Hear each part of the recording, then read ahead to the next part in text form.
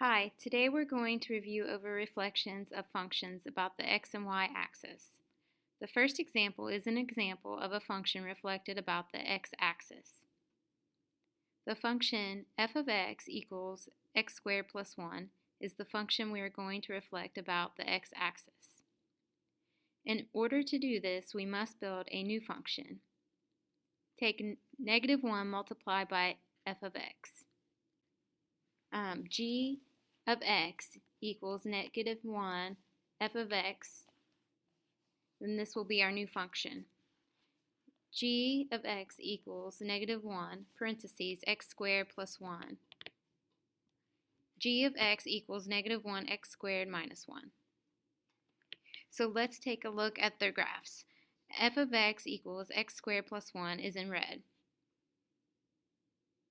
G of x equals negative 1 squared minus 1 is in blue.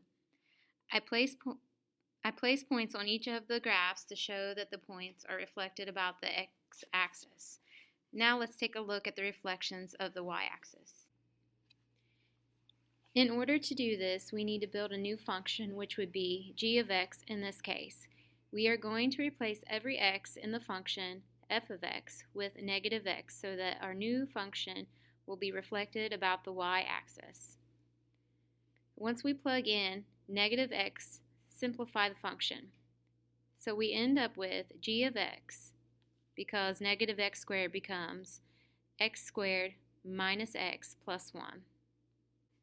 So let's take a look at their graphs.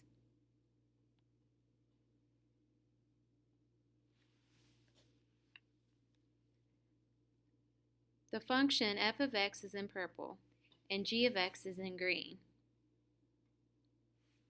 I place points in this example as well to show how the points are being reflected about the y-axis.